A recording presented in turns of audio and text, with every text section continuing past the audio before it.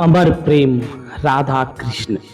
एक दिन रुक्मणी ने भोजन के बाद श्री कृष्ण को दूध पीने को दिया।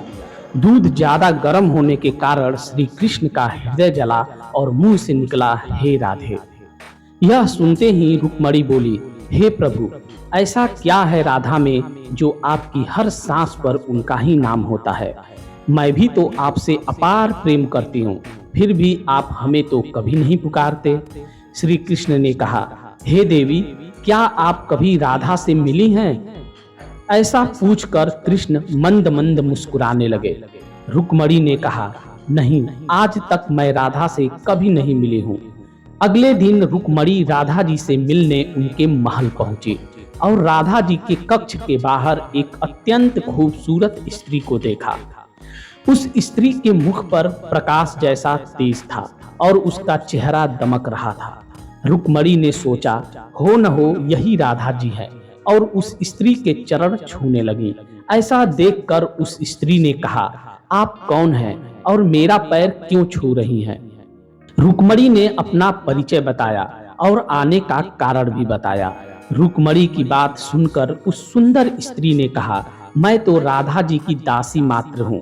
राधा जी तो 7 द्वार के बाद आपको मिलेंगी। तब रुक्मणी ने 7 द्वार पार किए। हर द्वार पर रुक्मणी को एक से एक सुंदर और तेजवान दासियां मिली।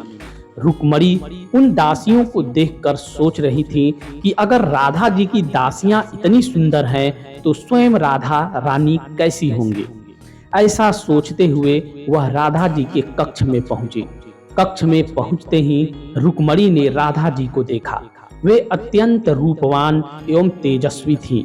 उनका मुख सूर्य से भी तेज चमक रहा था। रुक्मणी सहसा उनके चरणों में गिर पड़ी। रुक्मणी ने देखा कि राधा जी के पैरों में तो छाले पड़े हुए हैं। रुक्मणी ने पूछा, हे देवी, आपके पैरों में ये छाले कैसे पड़े हैं?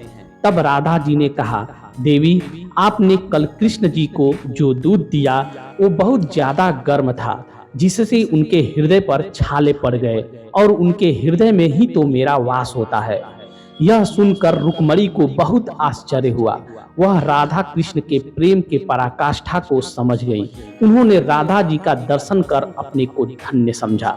तो दोस्तों, उम्मीद करता हूँ कि आपको यह राधा कृष्ण की प्रेम कहानी अवश्य पसंद आई होगी। ऐसे ही कहानियों के लिए हमारे चैनल को सब्सक्राइब करें और वीडियो को लाइक करें। धन्यवाद।